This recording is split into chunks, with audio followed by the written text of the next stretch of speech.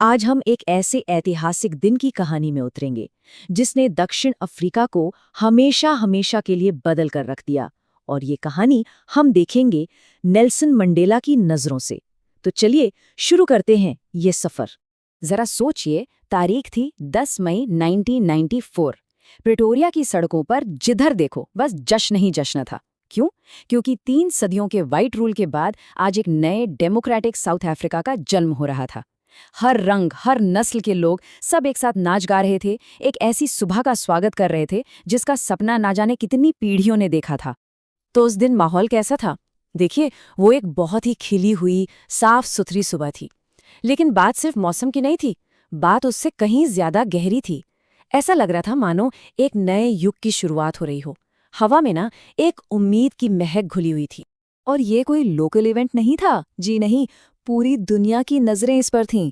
140 से भी ज्यादा देशों के बड़े बड़े लीडर्स वहां मौजूद थे, इस ऐतिहासिक पल का गवाह बनने के लिए। ये जश्न सिर्फ साउथ अफ्रीका का नहीं था, बल्कि ये तो पूरी दुनिया में जस्टिस और ह्यूमन डिग्निटी की एक बहुत बड़ी जीत थी। इस पूरे जश्न के केंद्र में एक शब्द का खात्मा था, और वो शब्द था अपार्थाइड, यानी रंगभेद।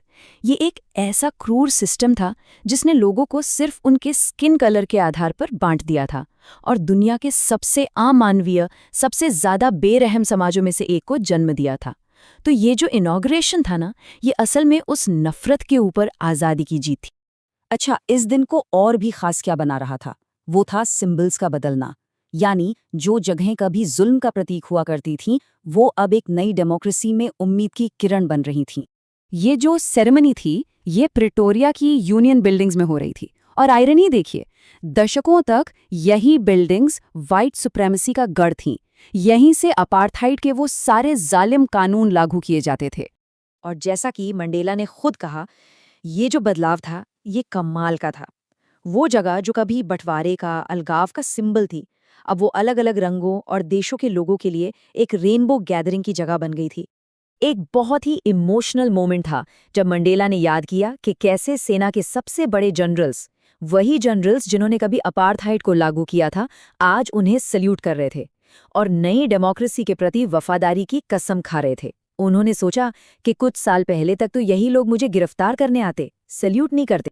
यूनिटी का एक और पावरफुल सिंबल देखने को मिला जब 2 नेशनल एंथम गाए गए।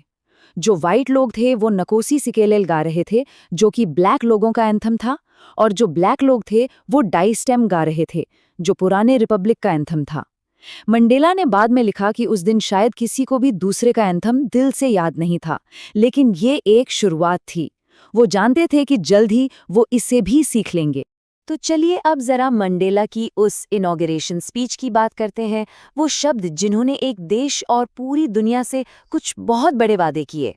उनकी स्पीच की ये line, never never and never again, असल में नए साउथ अफ्रीका की नींव है। ये एक ऐसा पक्का वादा था कि जुल्म और अत्याचार का दौर अब हमेशा हमेशा के लिए खत्म हो चुका है। अपनी स्पीच में मंडेला ने आने वाले कल के लिए एक क्लियर रोड मैप भी रखा।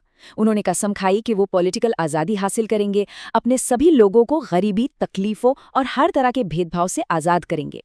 मतलब ये सिर्फ पॉलिटिकल फ्रीडम की बात नहीं थी, ये हर इंसान की डिग्निटी की, उसके सम्मान की बात थी।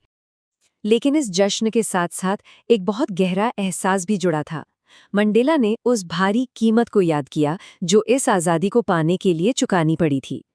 देखिए, मंडेला खुद को सिर्फ एक इंसान के तौर पर नहीं देख रहे थे। उन्हें लगा कि वो उन हजारों अफ्रीकी देशभक्तों का मिला-जुला रूप है जिन्होंने उनसे पहले अपनी जान कुर्बान कर दी थी। और उन्हें इस बात का बहुत दुख था कि वो उन लोगों को शुक्रिया नहीं कह पाए, और वो लोग ये देखने के लिए जिंदा नहीं थे कि उनकी कुर्बानियों से आखिर क्या हासिल हुआ। मंडेला ने उन हीरोज को याद किया जो उनके साथ कंधे से कंधा मिला के खड़े थे, जैसे ओलिवर टैम्बो और वॉल्टर सिसुलू। ये वो चेहरे हैं जिनकी कुर्बानियों ने इस दिन को मुमकिन बनाया था। और ये लिस्ट लंबी है। यूसुफ डाडू और ब्रैम फिशर जैसे लीडर्स, इन लोगों की हिम्मत और समझ जुल्म की सबसे गहरी खाइयों में ही तराशी गई थी। और यहीं पर मंडेला की एक बहुत गहरी सोच सामने आती है। उन्होंने एक दर्दनाक पैराडॉक्स देखा कि शायद इतनी ज़्यादा क्रूरता का एक अनचाहा नतीजा ये हुआ कि इसने ऐसे लोगों को जन्म दिया जिनका कैरेक्टर और जिनकी हिम्मत असाधारण थी। इन्हीं असाधारण लोगों से मंडेला ने हिम्मत का, करेज का असली मतलब सीखा।